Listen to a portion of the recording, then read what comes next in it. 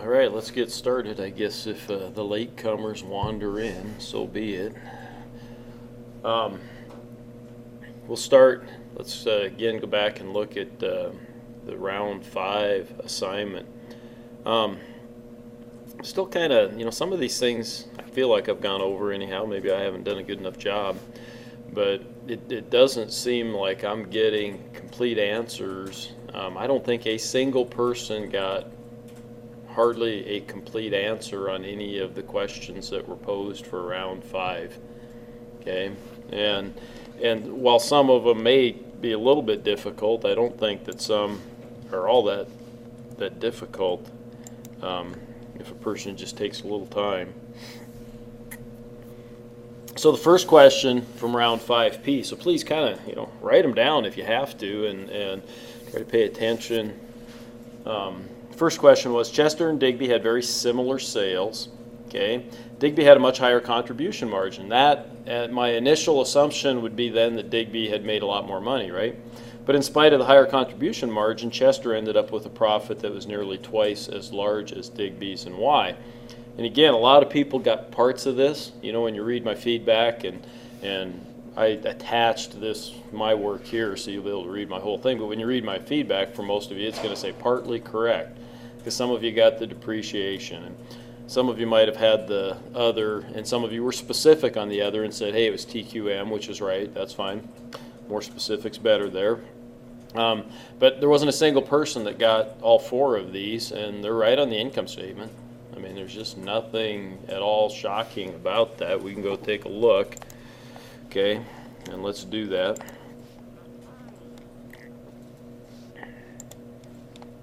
So for round 5, I come down here to the income statement.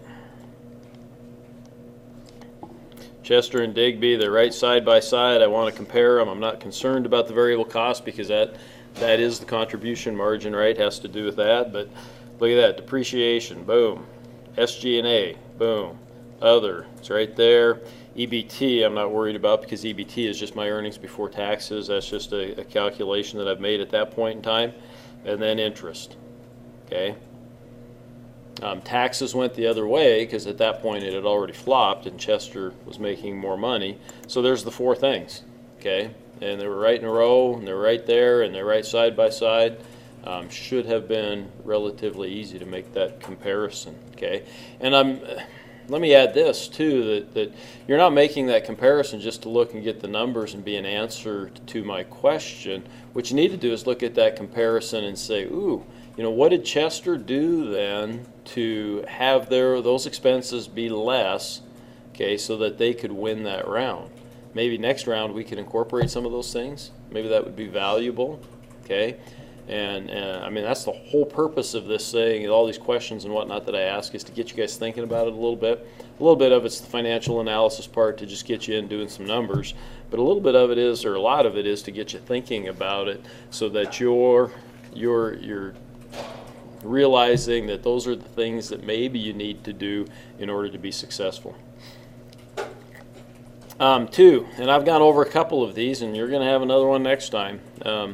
And the reason you're going to have another one next time is because there's 1 or 2 people that got kind of close on this one, but nobody got the answer. Okay, out of 10, I think, people that turned in assignments, nobody got the right answer. Okay, and yeah, Holly. It's right now, it's already on the feedback, or it should be attached to the feedback, but I haven't published that feedback yet, and so I don't know if you guys can see it yet or not. Probably not, but when I publish it, you should be able to see that. So yes, I will. You'll get it. Okay, so the question was, Chester left a bunch of money on the table in the size segment. How much in terms of sales and before tax profits? First mistake that a few people made was they didn't look at the actual numbers down here. Okay, they looked at the chart and they made a guess as to what that difference was. And yes, I do that. I make a guess when I'm going over the numbers a little bit, and I'm kind of doing it in my head. But in this case, the numbers are right here, and they're quite specific, and they're quite easy to find. Okay, their potential was 41.9, and their actual was 24.7. Okay, So the difference is 17.2% of the market, right? The potential market, the demand for that particular product, this was in the size category, was 4,846. This is for last round. The demand was 4,846 units. So 17.2% of the market times 4,846, the total market demand. We could have sold, Chester could have sold an additional 833 and a half, and I've rounded that to a half. Okay, and I could have rounded it up to 834. That's fine because you can't sell a half a unit, so that's understandable. If you did that, I don't have any problems with that. Times a price. This was the price that Chester had set for their, okay, and I can find that. I just got to go look at what Chester had set for their price on the size segment, $32.50. Okay, so the price, so they gave up $27.089 million, or $27,089,000 in sales. Okay. Their variable costs were, and I broke it down, $11.76 for material costs and $11.23 for labor cost. Okay. There is potentially another variable cost, but it wouldn't occur in something like this. The other potential variable cost is carrying costs. Okay, but if they sold out, which they did, because they didn't meet their potential, right, then they wouldn't have a carrying cost. Carrying cost only applies to inventory that you have to carry over. Okay, so I know that their variable cost $11.76 and material and $11.23 labor. So total variable costs are just short of $23 a unit, $22.99 per unit. So their total variable cost equaled $22.99 times my 833 and a half units, or 19.162 million in variable costs. So my gross profit that I left on the table is the 27 million that I could have had in sales minus the 19.162 million that I would have had in expenses, variable costs for those units. So I left $7.927 million on the table in gross profit, just short of $8 million. Okay. Now, if I went the next step and I said, what about taxes? Okay, my tax rate's 35%. 35%. So if my tax rate's 35%, I would take that times the roughly $8 million, which would give me a tax of $2.8 million roughly, somewhere in that neighborhood. So then my profit after tax that I left on the table would be about $5.1 million. Okay, about $5.1 million, because I would subtract my tax from what I would have had here in earnings before tax. So if our numbers are like, say they're like 23 and they're like your total variable cost, is it going to be wrong? Like, does it have to be? No, I'm going to be a little bit generous in terms of, yeah, that. But, yeah, I'll tell you what, if you set it up like this and I can see that you rounded up the number, that's probably going to be fine. Okay. If, on the other hand, you leave me a number that says 7.3 million, then I'm going to scratch my head and go, I don't, and that's all I see. I don't see any work whatsoever. I'm probably going to say, no, that's wrong. You know, you're 600,000 off. Okay, so it's much better if you kind of do the work and show me. If you want to do it on a spreadsheet instead of on Word, that's fine. You can do it on a spreadsheet and plop it over. You know, if you want to, plop the table over if you want to. Okay, so be kind of thorough, right? Be kind of thorough. You know, and that's, again, you know, that tells us that they could have, on an after-tax basis, they would have made about 5.1 million, which would have just extended their lead. They won anyways, but it would have helped them catch up to even the computer team. So not only that, the other thing you got to remember, too, about that, when they gave up that kind of potential, is that somebody else took advantage of that potential. So when you're in the competitive world, there's another team then that made more money because they gave up that money. And so when you're talking about competition and when you're talking about my scoring and whatnot, had they taken advantage of that, other teams would have gone backwards too. Okay, so screw your buddy kind of thing, right? Okay, why did Ebb have the highest overall contribution margin? Again, nobody got close to all the answers on this. Okay, and I said, please give me more information than price relative to variable cost. Okay, so the price is what the price is. In their case, the price didn't matter anyhow because they had the lowest price. So here's a team that has the lowest price. Okay, there's two things, right? You got price, variable cost. They had the lowest price, and yet they still had the highest contribution margin. So that means that their variable costs were much lower. Great. Okay, I know that, but now you need to tell me why their variable costs were that much lower. Okay, so A doesn't really matter. I mean, I just put that in, but I didn't expect you guys to put that in, that they had the lowest price. Okay, but variable costs then, let's break it down. So you got material and labor. That's it. Potentially you could have a carrying cost if there were any. I don't think there were in this case. So the material costs were the lowest. What two things affect material cost? MTBF and age. Right? The older a product is, the cheaper, less expensive the materials are that go into it. The lower the MTBF, or mean time before failure, again, I can use lesser quality products then. Okay, so those two things contributed to having the lowest material costs. Their labor costs weren't quite the lowest. They were nearly the lowest, but they weren't quite the lowest. But the things that they've invested, primarily automation. Okay, in their case it was primarily automation. I put TQM in a question mark. Okay, and the question mark is because they didn't spend the most on TQM. Okay, but they did spend some, and so it did help to lower their costs. And that's my reason for putting that in there, and that's probably what I would have said. TQM helped a little. And then lastly, it had the lowest productivity, so HR was not the answer. Again, I would not expect you to put that in your answer. I'm just kind of adding some things there. Okay, I'm just kind of adding. So they didn't invest hardly anything in HR. So I can go back and I can honestly say that automation was probably the main reason, and TQM just contributed a little bit. And then I also put a note, just a note, but on a marginal basis. And marginal, when I say marginal, it always means that the last units that were made then in this case. On a marginal basis, Dell had the highest contribution margin. Okay, but Dell probably, and I went actually and looked, so it's not probably, Dell had some inventory left from the round before, and so their cost basis on the inventory from the round before was a little bit higher, and so their overall contribution margin was not as high as Ebb. Okay, in this case. That's probably a little more complicated, you know, than where you guys are at right now, but I'd sure like you to be pushing towards that and figuring out those types of things. Okay, that just takes a good analysis. It takes a good review. How do I know that on a marginal basis Dell had the highest contribution margin? Okay, bless you. I went up here and I said, okay, this was in the low end one, Dell. Okay, 424 and 460, so their costs are $8.84.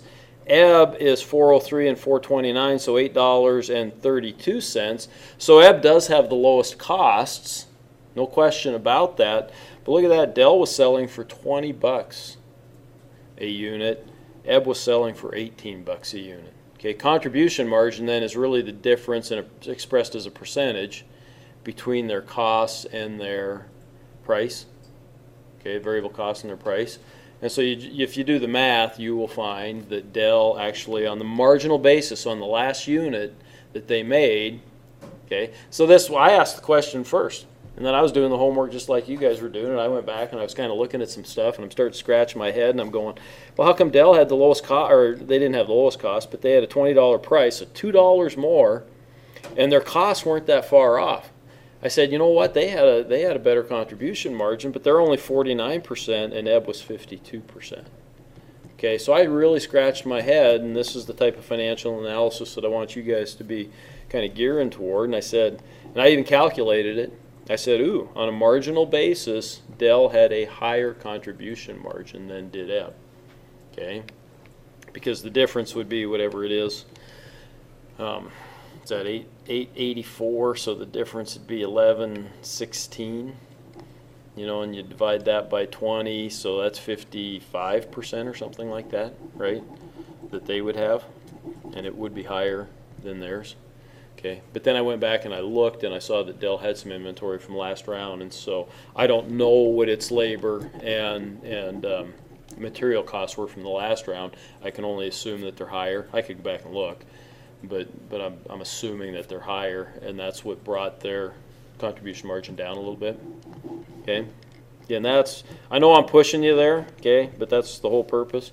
I want to push you guys. I want you starting to think about those types of things. Might I ask some questions like that by the end? Absolutely. Okay, that's why I talk about it now. I'm trying to give you guys a little preface to what might be coming down the line, right? And the types of analysis and things that I want you guys looking for. So, okay. How do you figure out like that contribution? Because you know how they list the contribution margins next to the. Yep. How do you figure out like which one do you take? Okay. Question was, how do I calculate the contribution margin? So I'm going to bring up my calculator, maybe. Okay. And I'll look at Dell, okay? And my number's not going to be the same. That's what scratches my head, but I know on a marginal basis, here's how I calculate it. I'm going to calculate my cost first, so I got 4.24 plus 4.60, right? 4.60. So oh God, what did I screw up? I'm sorry, 4.24 plus 4.60 should get 884, right? Okay. My price is $20. Okay. So I could figure out what my cost per unit is on a percentage there. What do we call that? Brain fart. Sorry. But I'm going to figure out instead. I want to do the inverse to figure out what my contribution margin is, so I can subtract this from my $20. Okay. So plus minus plus $20. So I got $11.16. That's my my gross profit per item is $11.16. Okay, that's what I would call that, my gross profit per item. I just convert that then to a percent. So I divide that by my $20 again, my price, divided by 20. And so my marginal contribution margin here, how's that? Marginal contribution margin, that's almost a redundancy, but it's 55.8%.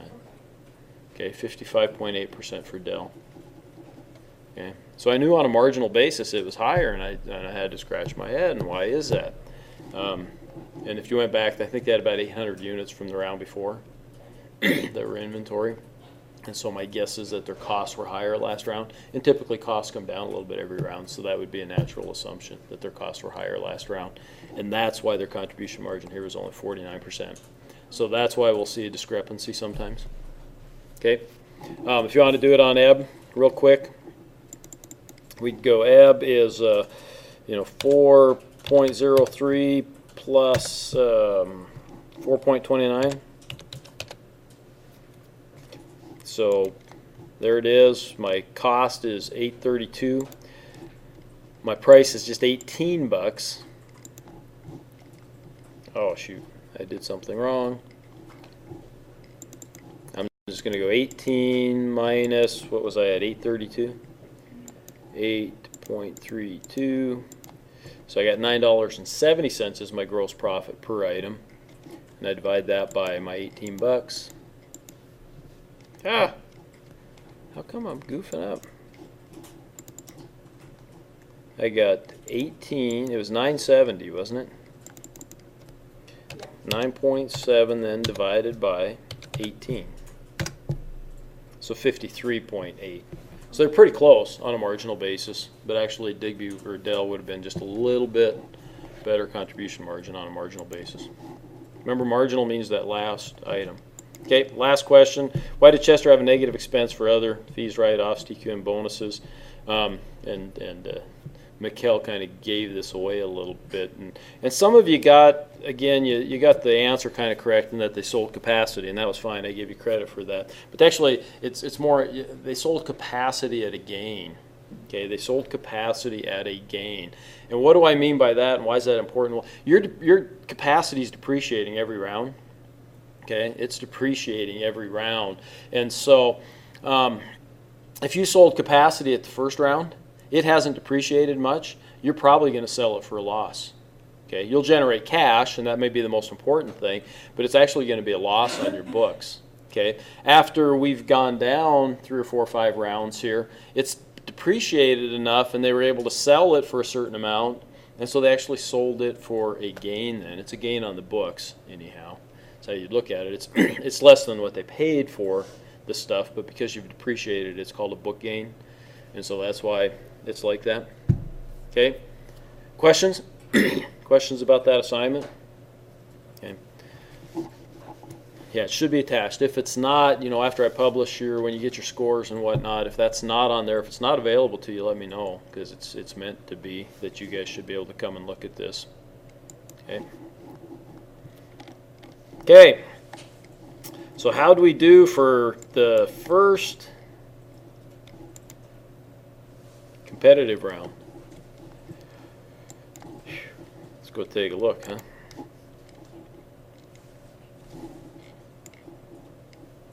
I always get a little anxious every time I process this and just try to see, how everybody's going to do. I want everybody to be even. I want everybody to have, the exact same profit, maybe get to it in some different ways so it looks kind of funky. But I want everybody to be even. Never turns out that way. Sometimes we get kind of close. Digby had a lot of sales. Digby also had a $55 million emergency loan. $55 million emergency loan, even though they had a lot of sales. So that's kind of interesting, right? They had a decent earnings before interest and taxes, but Chester clearly whipped them pretty badly in the earnings before interest and taxes. So if it's before interest and taxes, what types of things might you expect? Okay, a different contribution margin, certainly, different SG&A. Okay, so there's a 5% difference, really, right? Because they gained a couple percent there and a couple percent there, roughly. Okay, so about a 5% difference, and that's probably what makes up that difference then in the EBIT. Okay, profits. So the only non-computer team to make a profit was Chester in this case. The computer teams, Ferris made $9 million. Erie 6.8 million, and Chester just short of 6 million, so not too bad. Competitive, competing with the computers. SG&A to sales, a big number for Baldwin again. And again, probably because they're probably spending about the same amount of money as the rest of you guys, but they're just not generating the sales for that for whatever reason. Decent contribution margin though. Baldwin had the second highest contribution, or third highest, behind Ferris and Erie, so, and the highest of the teams. So, still, Digby still insists on selling stock, and this time they sold it, and it didn't help them because they still ended up with $55 million emergency loans. So, I find that to be kind of interesting. I see the other three student teams did not sell any stock, so prices all the student teams went down. Their stock price did. The only team that went up was Team Chester. The only team that had a profit went up 783, so not too bad. The only team with positive earnings per share. Baldwin's loss was pretty small, so that's not horrible. Who else had an emergency loan? Oh, Andrews ended up with an emergency loan too.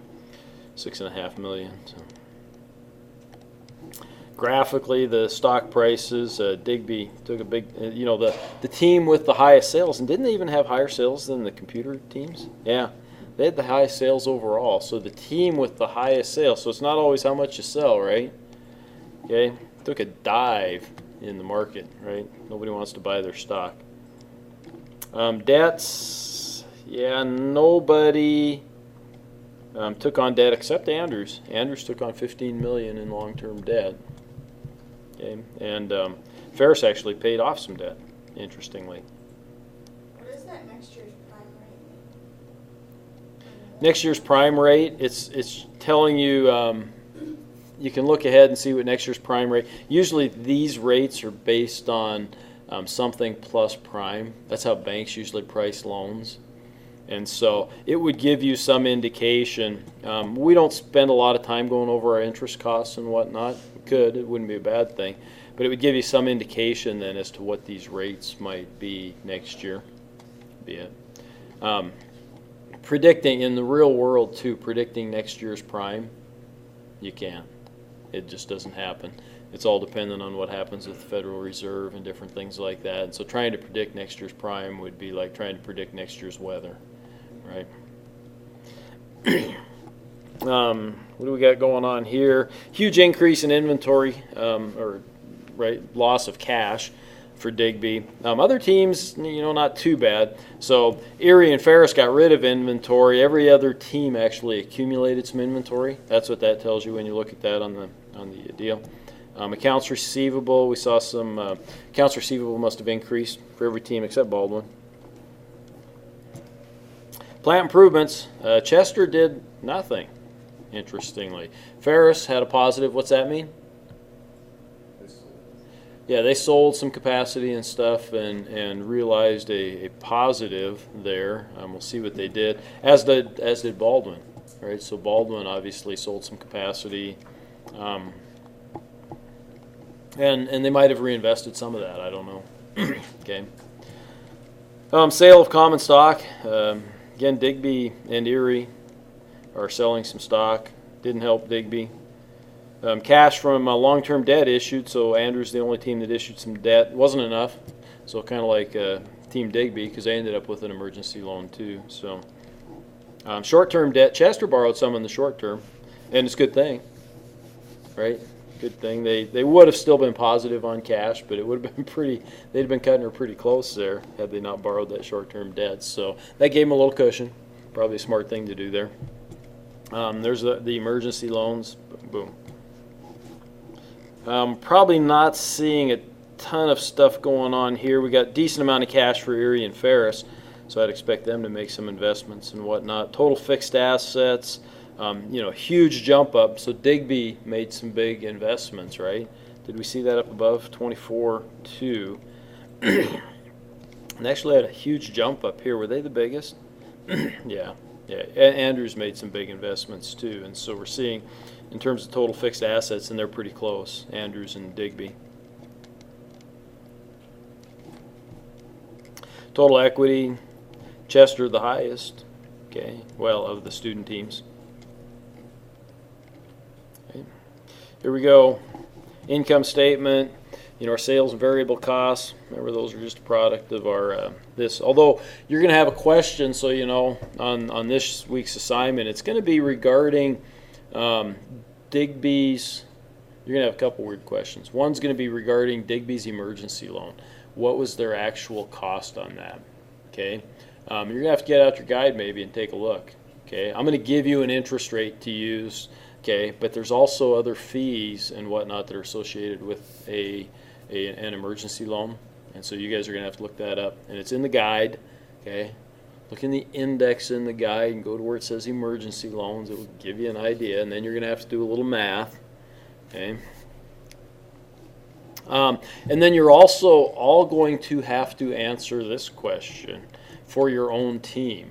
Okay, and the question is, what were your carrying costs? What were your carrying costs? That does not involve any math. That involves looking in the right place. It actually tells you. It does not tell, I'll tell you this, it does not tell you on the courier. So you're going to have to go look at some of the other reports and figure out what your carrying cost is for your team. Okay, and every team had carrying costs because every team had some inventory. Okay, SG&A. Again, like I said, Baldwin spent, really no more than other teams. Digby spent quite a bit, but they generated the most sales. But again, in spite of spending a reasonable amount, Baldwin's not generating the sales for whatever reason. So what would you suspect? I mean, just off the top of your head. Why isn't Baldwin, Prices are too low. Maybe. But low prices should help you generate sales. Yeah, but if other people's are lower than ours, then you're not going to generate sales. Then your prices are too high. So that's possible. In general, what you just got to say is customer buying criteria. And also, I think maybe too, because we only have a limited amount of product. Yeah, Baldwin. We're going to find out that they're exiting a couple markets. Okay, so we'll find that out, and that definitely would have an impact on your overall sales, no doubt. Okay, interest. So, look at that. Wow. Okay. And yet they didn't borrow any other than that emergency loan, right? So we see a huge, huge run up in interest. I mean, just there you got twice as much interest really as any other team Andrews, not quite twice as much as Andrews, but huge deal, right? Okay, look at that. I would say that, and I think we'll find this, Digby generated the most sales, and that's fairly impressive. But boy, did they produce a bunch, right? I mean, they made a ton of stuff, okay? So they were trying to, apparently they were really trying to dominate some markets, and they didn't quite get the dominance maybe that they did. I mean, they had the most sales, and so they've got some market share. There's no question about that. But it obviously wasn't, if we come back up here and look at their inventory, 54 million in inventory, it obviously wasn't to the extent that they expect. Okay. And we'll see that if we come down here. Primarily in 4 categories, right? Traditional, low, performance, and size. Ooh, that's interesting. Look at that. In the high category, everybody sold out of their high-end product. That's kind of interesting. We'll see. That doesn't mean that we didn't meet the demand, but it is kind of an interesting dynamic that people want to pay attention to. Okay. We said Digby they spent a lot of money, right? So what'd they do? Boy, they obviously increased their capacity here. They increased their capacity here. They increased their capacity here, here, and here. So they increased their capacity in every segment, substantially in the traditional segment. Substantial increase in capacity there. Okay. They obviously made lots of stuff, but they obviously got lots of stuff left over for next round too. So that'd be kind of interesting. How about automation? They obviously spent some money on automation too, a little bit here and there. So Erie, and we know this from our practice rounds, they're going to spend quite a bit of money in automation. And they did that with great success in the practice rounds too, I might add, right? They did that with great success in the practice rounds. Andrew spent a little money on that. They spent a little money on some plant improvements, but they also dropped some, so they did a little both. They sold some capacity here. Baldwin, interestingly, okay, Baldwin has exited. We can say unequivocally that Baldwin exited the high-end performance segments. Okay? So if I'm one of the other 5 teams, I got to be going, opportunity. I also know, don't I, that I can presume, because they did in the practice rounds, that Erie is not going to compete in those segments. Okay? If I assume that they're going to be the same, and I told you guys they will. Okay, so Erie's going to be exiting those segments. So now I'm down to 4 teams. I better be thinking about that a little bit, right? Traditional stats, everybody's kind of even. It's just a nice little bell curve there, isn't it?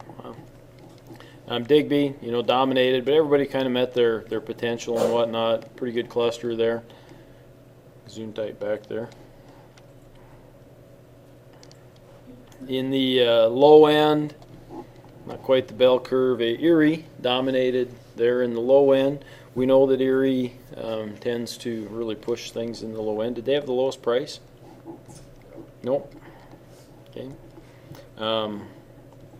But they had the age, right? They had a relatively low price, and then they had an age that was closer to the ideal than did.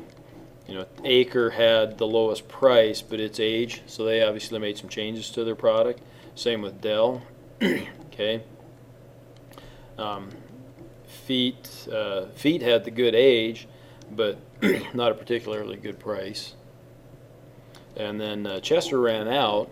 Okay, and they had not a particularly good age, and a price kind of in the middle. But they're pretty well. No, they gave up some there. They could have sold a little bit more. Chester could have, so they gave up a little bit in the low end.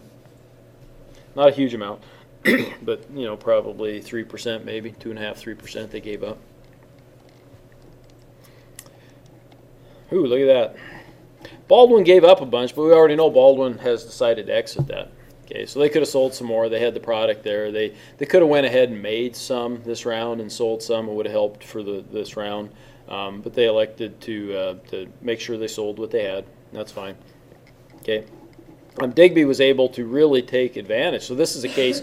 This is a case. Remember what I was saying? Digby had a lot of sales, but boy, their sales would have been dramatically cut. Look at that. You know, that's almost a 15%, right? And so their sales, you know, 15% of 3 million. So they just sold another 450,000 times 30. So they just sold another, or less. They would have sold 15 million less. Okay, they would not have had the highest sales, except that Baldwin left a whole bunch on the table here, and so did Chester. Okay, Chester left a decent amount on the table here in the high end, and so Digby sales were skewed to the upside because some other teams actually let them have some. So they would have been in far worse shape. Their emergency loan might have been 70 or 80 million dollars had these two teams really produced a little bit more.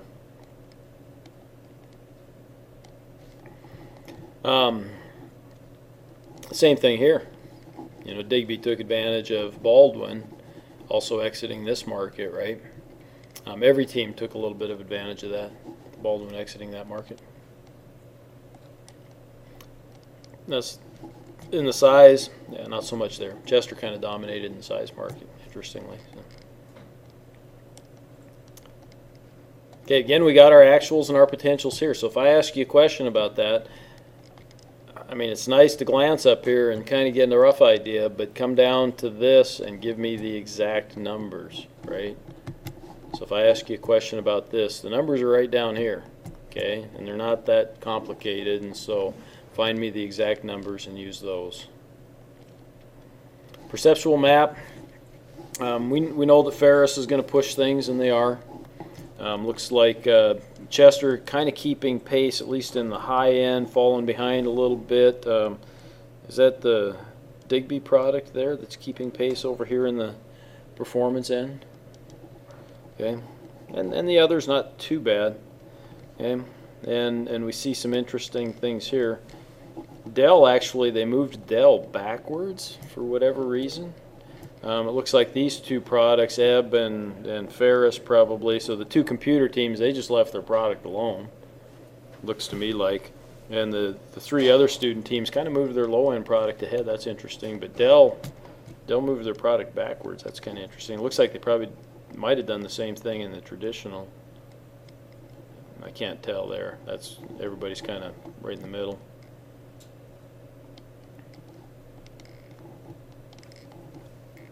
Nothing in HR, but HR starts in round 2, right? Nothing in TQM, that starts in round 3, so cool. Questions about the round and what happened? I didn't show you who the winner was yet, did I? Anybody got guesses?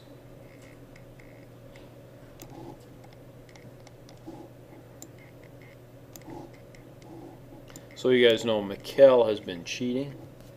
She's actually kept one of my downloaded spreadsheets, and so when I process the round, she's been getting in and actually taking the data and putting it into the spreadsheet herself, so she knows how their team did before I even announce it. So I can't even keep her in suspense. God, I hate that. Except that I told her, you know, I can still make deductions for strategy and not adhering to your strategy, so, right? Okay. Earnings per share. Ferris, Erie, Chester, and Baldwin.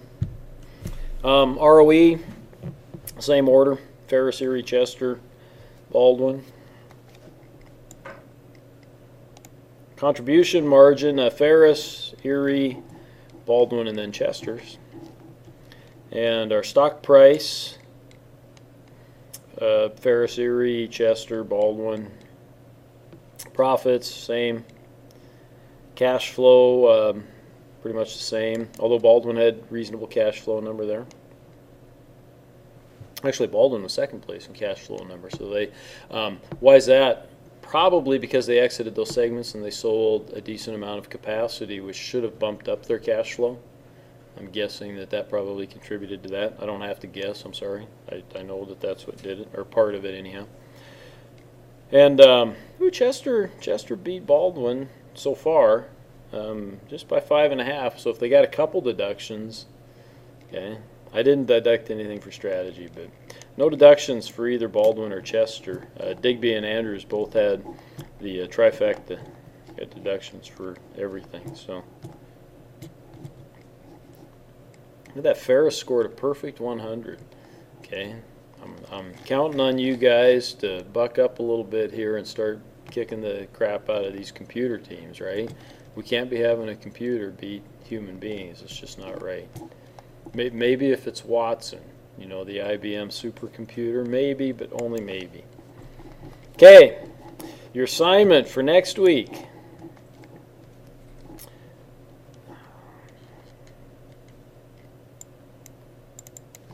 One C.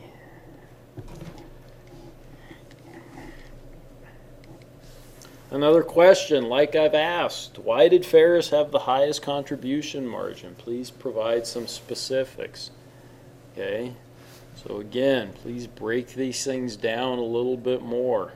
Okay, it's fine to do it in an outline fashion like I've done. That makes it easy actually for me to kind of correct it. Okay, don't just tell me that they had the highest price relative to their variable costs, because I know that that's the definition. I already know that, so be a little more specific, be a lot more specific. What are your team's variable costs? Oh, I didn't want to do that. I'm going to change that. I'm sorry. I want that to be your carrying costs for the prior round. Okay, it's not in the guide. It's not in the courier. Okay, so there's some other reports. You guys need to search around in the reports a little bit and be thinking, just think, where would I find carrying costs? Where would I find something like that? So, for the practice round 5. Yeah.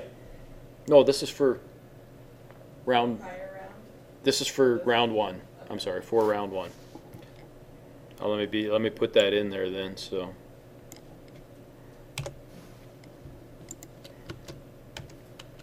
Round 1C. Okay, so there's no confusion. Thanks. Okay, 3. Suppose Digby's current debt rate is 10%. So they're going to pay 10% on any current debt, which would include their emergency loan. Okay, what amount of total interest and penalty did it pay for its emergency loan? Its emergency loan was $55 million, so that times 10%, there's $5.5 million, right? You guys just got to figure out roughly 5.5. You guys need to figure out the rest, basically. Figure that part out too. Include the whole thing in your answer, please. Okay, and then lastly, again a question, and I might keep asking these until I at least get a majority of you to find the correct answer. But in this time, I've also taken it that last step, and I've asked you in the high end, how much after-tax money did Chester leave on the table? Okay, so you're going to have to figure out what their potential versus their actual was. You're going to have to multiply that by the total demand. You're going to have to multiply that by both the price and their variable costs. Okay, and that's going to give you their gross profit then for that item. And then you're going to have to take the tax, and the tax rate is 35%. Okay, that's given to us in the guide, but you can also calculate it based on what we see in the income statement. Okay, and then you're going to have to subtract your tax from your gross profit. Okay, walk through all the steps, please. Okay, show those to me, please. Okay, if you show those to me, then I can at least, if you make a mistake, I can point out where that mistake is. If you just throw a raw number up there, I don't have that ability. Questions about the assignment?